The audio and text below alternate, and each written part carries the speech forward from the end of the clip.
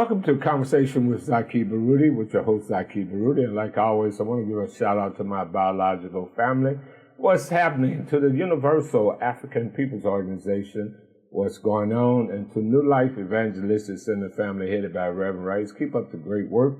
And a shout out to our amazing cameraman. On that note, we'll have a great show because in studio with me, I have a young man that has been dedicating his life to uplifting those who are in need of upliftment. And he has an organization that's entitled St. Louis Community Reentry Program for Ex-Offenders. And I'm speaking none other than Brother Nathaniel Johnson. Welcome to Conversation with Zaki Baruti. As I began each of my shows, I always like our audience to know a little bit about the person that we'll be interviewing, their background and what have you. Wherever you want folks to know about Nathaniel Johnson, would you kindly share? Well, I'm a former prisoner myself, and I've been... You're a former prisoner? I'm a former prisoner myself. Okay. Former slave myself, and because I recognize modern-day prison system is really modern-day plantation, and it's the same thing. Which most folks don't realize that in 1865 or 63, the 13th Amendment said that they could only incarcerate or enslave a person if they convicted of a crime. So everybody convicted of a crime become a criminal, but they also become a slave in the United States today. Okay. All right. That's the Constitution, the 13th Amendment. Right. You can only place a person into servitude if they're convicted of a crime. All right. So if you're convicted of a crime, you become more than just a convict or a criminal. You become a modern-day slave. Okay. And the prison system, which is the industrial complex, it's a multi-billion-dollar business. You did ask me about me, though, didn't you? Yeah, I did. But that's how I'm glad you laid that out, though. Yeah, because it needs to be understood. And right. For me, that's the most central thing, is that we recognize that the prison system is just not for punishment, but it's a multi-billion-dollar business, and it's the continuation of slavery in America. Right. Under the Constitution. And it's expanding these privately owned. Private owned. Yeah, all right. So, but me myself, former prisoner, I've been free and delivered. I got out of prison in '88. I had a life and 35-year sentence, and life.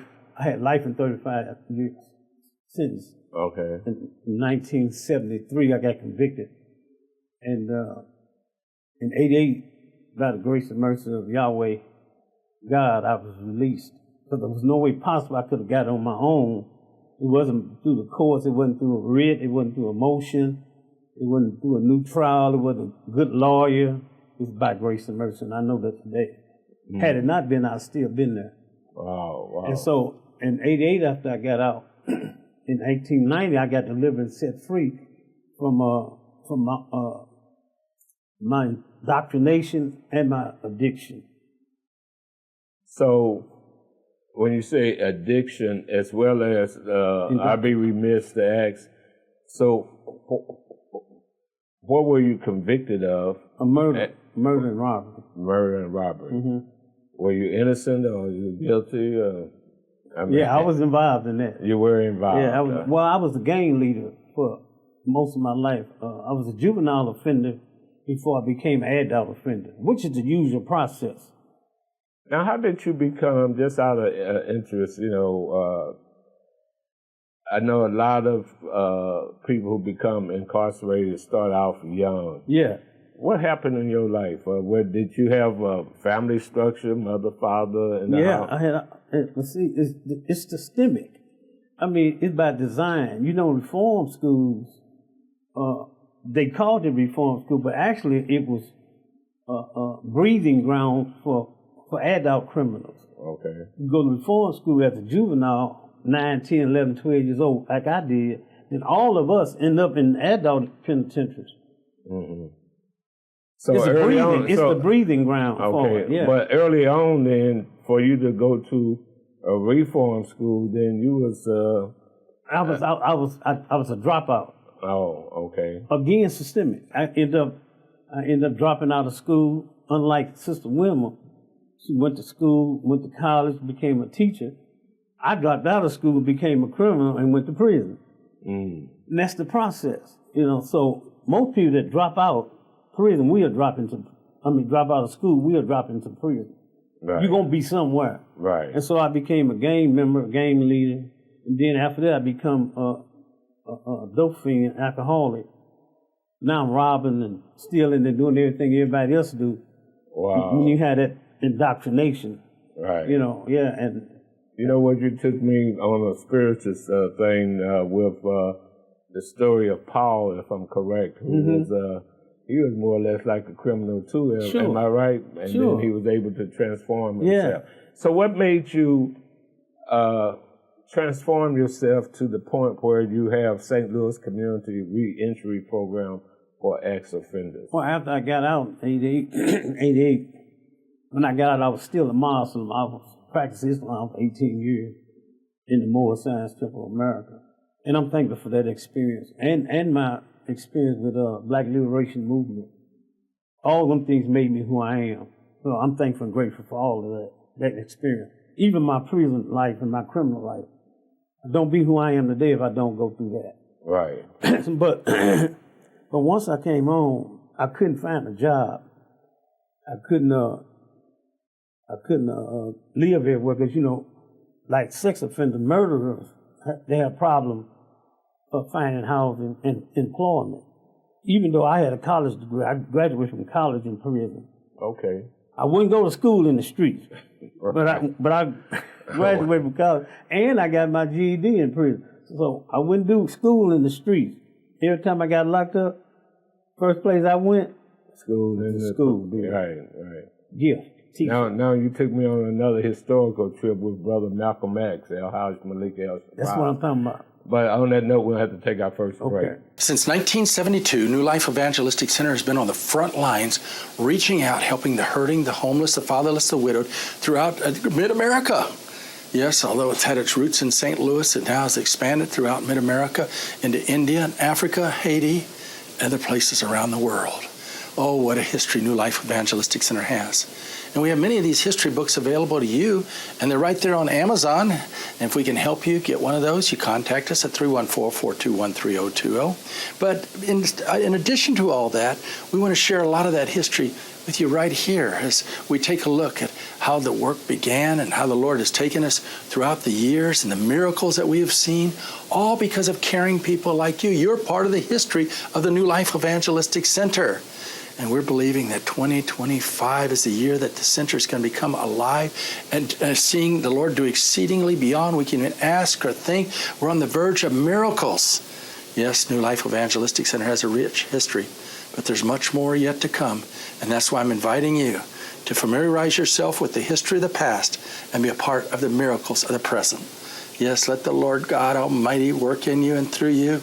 Let Him do exceedingly beyond what you can ask or think. He's got a purpose for you. And we want you to be able to live out that purpose as you get directly involved in the history of New Life Evangelistic Center and what the Lord is doing now. Welcome to the New Life Evangelistic Center website. This is a phenomenal place to learn about all the different programs and services that New Life Evangelistic Center provides. It also is a great place to learn about different events that are coming up and how you can engage with those events. You can either volunteer and grow in the way that you serve homeless men and women, or you can participate in those events and grow in your participation in terms of giving and learning about all the different things that we have going on here at New Life. Another thing you can do through the website is giving either your in-kind goods by knowing where to show up and when to show up, or your gifts online. Those are a huge blessing to our ministry, and we make it as easy as possible for you to partner in that way. Another thing that you can do is download our NLEC TV app and learn about how to do that through our website. You can contact us through our website, and there are lots of different ways that this website is a tool that can help you serve people in our communities. Welcome to the NLEC STL.org website. We hope that it benefits you and helps you grow in your faith as you seek to serve and partner with New Life Evangelistic Center in ministering to the homeless men and women in our communities. Thank you, and share with your family and friends. Welcome back to Conversation with Zaki Baruti. In studio with me is a young brother, Nathaniel Johnson, who heads up St. Louis Community Reentry Program for ex-offenders. And on the other side of the break, we were talking about your transformation. Yes. Now, you made mention also in terms of Black liberation movements that help you. Any particular movement that gained your attention outside of the Moorish Science Temple? Before the Moorish Science Temple, it was Malcolm. Brother Malcolm. Who I wouldn't join the Nation of Islam because I wasn't cutting my hair off, nor would I stop eating swine at that time. I don't eat no swine now. I ain't eaten no swine since the 60s. Okay. Well, I'm glad to hear that. So, yeah, I ain't no swine. No beef either. No beef, nothing. All eat turkey and fish now. Okay. But I learned that I was 14, man, when I got that. And I saw Malcolm. I think Malcolm followed. I was 13. A year or two later, they assassinated him. And from that point on, I went into Pan-Africanism as well. And that's been my heart, man. Liberation and upliftment of our people ever since I was little. But it wasn't until I got delivered and set free, Yahweh set me free and delivered me, and that I came to the place where I realized, man, that it had to be a transformation in your thinking before you have transformation in your life. Absolutely. Now, when you made mention of Pan-Africanism, because I'm a Pan-Africanist also, from your perspective and to teach our audience, what is Pan-Africanism? Well, for me, it's freedom from all those of descendants of Africa, no matter where they are in the world, and freedom for me, basically that's what that means, and the reunification of our peoples all over the world. Okay, then. Now, going back to the work that you do in the prisons, okay, what motivated you to create St. Louis Community Reentry Program for ex-offenders? Again, once I was released, being unable to find housing, adequate housing and employment, there was no reentry program back. There was 90. I got out in 88, about 92 or 93, couldn't find no programs called reentry program. They all over the place, and thank God for that. They all over the place now. Then there was none. Okay. But there was this agency called Lutheran Ministries Association that helped former prisoners, they call them ex-offenders, but it's former prisoners to become employed or employable. And I got connected to it. By grace, somebody was looking for a former prisoner to help them with that program, and they introduced me to the founder and the executive director. And they gave me my first. What foundation? It was called Lutheran Ministries Association. Lutheran, okay. And it was under the Lutheran Foundation. Okay. And that was in 1993. And I worked for them from 93 as an ex-offender in the ex-offender program and became the coordinator and then the interim director. I was there 13 years. Okay, and then you branched out and created your own. After they disbanded, discontinued that funding for that program, I founded the St. Louis Community Reentry Program based on that same principle of reentry for former prisoners. Now, in terms of your program, exactly what are the objectives? For St. Louis Community Reentry Program for ex-offenders? It's first of all to provide opportunities and resources to former prisoners who are released from any prisons. 20 prisons in the state of Missouri that come back to the metropolitan area, allow them to re-enter successfully and productively, and also to help them transform in their thinking and their lifestyle, become drug-free, crime-free, and alcohol-free. Because if you can get them drug-free, alcohol, you can get them crime-free, they'll stay free. But they got to start with transformation of their thinking, because the problem is the indoctrination and not just the incarceration. So How do you go into the prisons to share your program, Yes. or you have to wait till they get out? We go in. Again, Sister Women, myself, and when you few say other people. Sister Wilmer, That's Sister Wilmer Warren. okay, I failed to mention that we're doing this part 2 of. Okay. I had interviewed her earlier Right. as part of going into the prisons helping folks. Yes. And I know y'all work together. But anyway, go ahead. Yeah, and we started. I was started in '91 doing prison jail. We met around about '95, '96, but we formed the collaboration and cooperation between ourselves and several other churches and ministries to start going up as teams into the prison. As she said, both male and female. And Now you say teams, about how many people would be? when we started, man, it was about 18 different peoples and that go into the prisons. About 4 groups. Yeah, 4 different groups, and we was up in there every Saturday. Okay. Every Saturday, every month. Every month. Okay. Are you still doing that now? I am. Okay. I'm doing a little bit less. I was 40-something, I'm 70-something now. Oh, okay.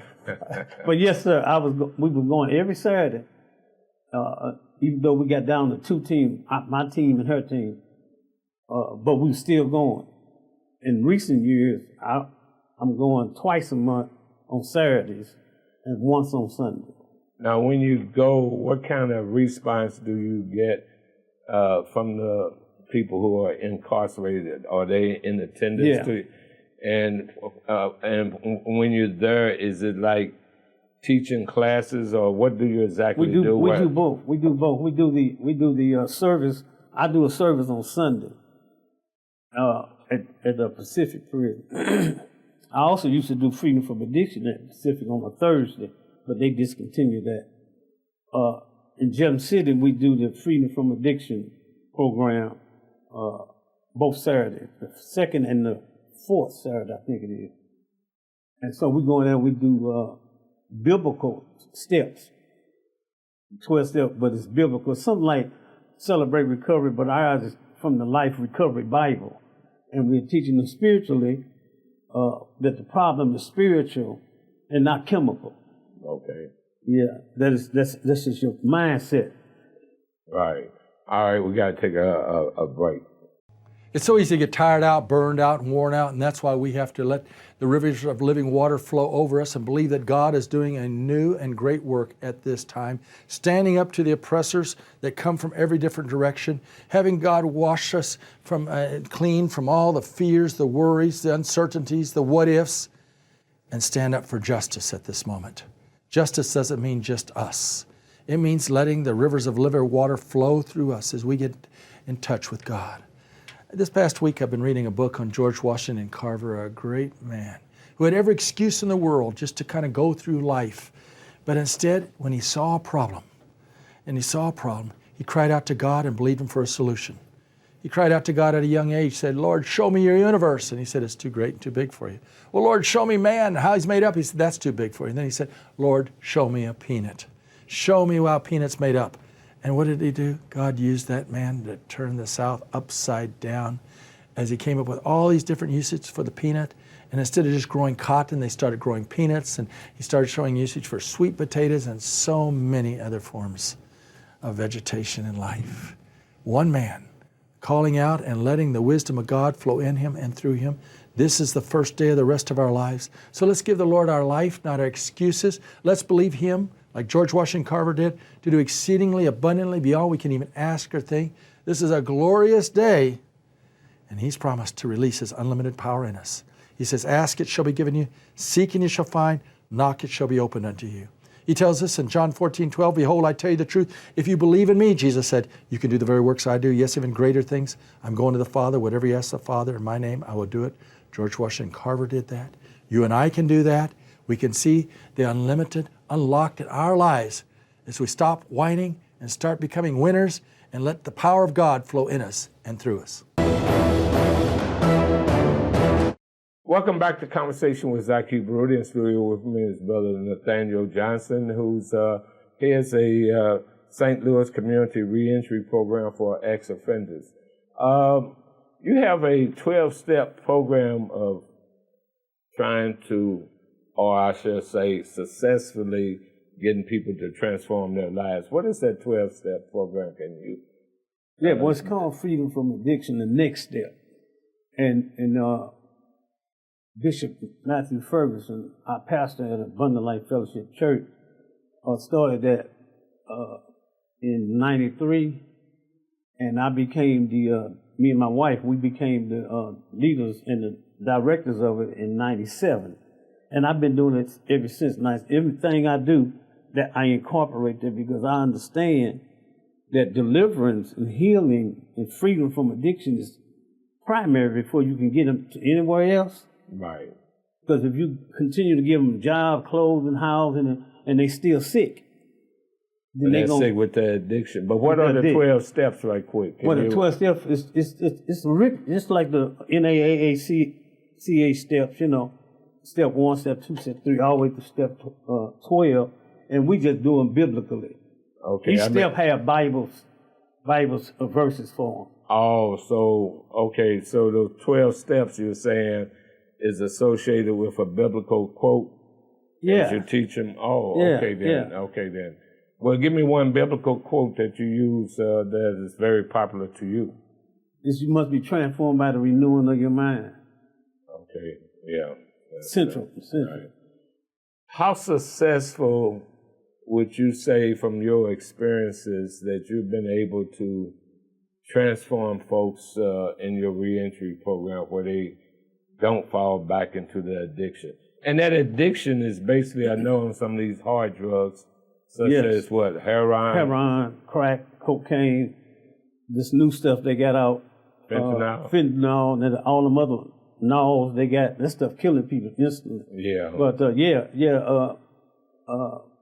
we have also a transitional housing for former prisoners and former addicts and alcoholics called Freedom House. Okay. So we help them with housing once they get out, and we help them with job referral and job find and stuff like that, because you had to minister to the whole man, right? In order for them to come back to society successfully and productively, so they can stay crime-free, drug-free, and alcohol-free. You got to provide all those services, which is in Matthew 25.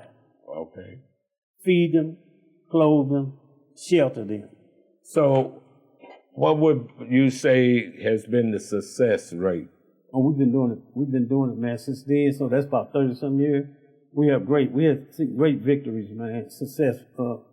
Most of the men and women, you know, there's a lot of them. You probably ran into them out here. They doing ministries and stuff. I can name a few. I ain't gonna do it now, but they doing stuff in the community themselves, and they came through our program. Okay then. Now, in terms of if somebody wanted to, let me rephrase. I'll be remiss. What has been one of your great experience as founder of the program, and let's say a negative experience, you be saying, damn, I mean, you know, we'll go with the negative first. Go with that. Well, it's opposition. It's the opposition from the status quo. First of all, I'm a former prisoner. I understand that. I'm African American. I understand that. So all three of those, and the fact that I was an addict. So I understand that they worked against that because of those things, them stigmas. When they stigmatize you, they also ostracize you. And so I found a lot of problems trying to get through all of that. But by grace and mercy, you know, our donations and contributions have been carrying us. When we can't get funding from anywhere else, the people, you know, God, they can't be God-given. So if He give you a mission, He gonna give you provision for it. Oh, that's right. I know that's right. I have to say, I know that's right. Yes. On that note, though, we got to take a break. Behind me is the New Life Evangelistic Center administrative offices in Overland, Missouri. And this is where we shoot our shows for our worship shows and the Here's Help Network. And it's also where Zaki Baruti and Bernie Hayes shoot their shows. You can find all of these shows at the New Life Evangelistic Center app, the NLEC TV app. You can also access them on your tablet or on your computer. And this is how you can stay up to date with all the things that New Life Evangelistic Center is doing. There are so many different programs that we've got going on, and God is doing many exciting things through partners like you. So if you want to support the work that New Life is doing, then please access and give through the app. You can go online at nlecstl.org or give us a call at 314-421-3020. Again, 314-421-3020. But this is the best way to get plugged into the amazing work that New Life is doing through people like you. And so there is something for you to get involved in today. And we are so thankful for our partners. Only through the grace of God and your gift are we able to bless others today. Welcome back to Conversation with Zaki Baruti. We want to have a couple more minutes with Brother Nathaniel Johnson, who's making a difference in our community with those brothers and sisters who have fallen victim to addiction and crime, and they're coming back into our society. Yes. Why is it important for folks to be supporting the kind of work that you're doing? Okay, well, one of the things is because they family. Most of the men and women come back to our communities, or our brothers, our sisters, sons and daughters, fathers and mothers, and they coming back. 96% of the people's coming back, and you have 100-some-thousand people in the Department of Correction in Missouri. There's 3.8 million incarcerated all over the United States. 90-some% of them people's coming back home. Okay. And if they come back home like Jim Crow, if they come back home, they're going to run into the new Jim Crow.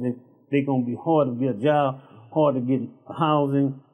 And so if it's hard to find a job and find housing, then you're going to be hard for you to stay free. Right. So if we don't help them, they return them back to the plantation. And then they prey on us. They're going to commit more crime. Right. That's all they're going to do, yeah. So if anybody who's listening want to be supportive of the kind of work that you're doing, how would they get in contact with you? Well, they can. Our email is STL Community Reentry Program for Ex-Offenders. Number 2, our Yahweh.com. What is it? What did I say? You say St. Louis Community Reentry Program for Ex-Offenders. It's actually St. Louis Community Reentry 2. Okay. At yahoo.com. All right. The organization is St. Louis. That's the email. Okay. That's the email. All right. And the phone number is 314-951-4048. Okay. Get that number one more time. 314-951-4048. Okay, then. And, in terms of the kind of work that you're doing, first of all, I'm glad you cited some of the statistics about imprisonment in America, because America, of all the industrialized countries across the globe, has the highest incarceration per capita per population in the world. In the world, yes, sir. So that needs to be a real work in our community to keep people from getting into that program. In fact, we only got 30 seconds left. What role you see schools playing to help that, keep from getting incarcerated? We need to start there. You can identify the issues right there. Matter of fact, probably preschool, you can see it, because it's an indoctrination that gets you into that lifestyle. So we had to start doing it right. Close that pipeline from school to prison. You also got to close the pipeline from homes to prison. Thank you ever so much. On that note, I want to thank you for spending time with us for a conversation with Zaki. Thank you, bro. As well as you know, I always encourage people to vote, but before you vote, know the issues. And everybody needs to belong to an organization that speaks truth to power and have a track record of working to uplift humanity. On that note, we say join the Universal African People's Organization. God bless each and every one of you. Again, thank you, sir.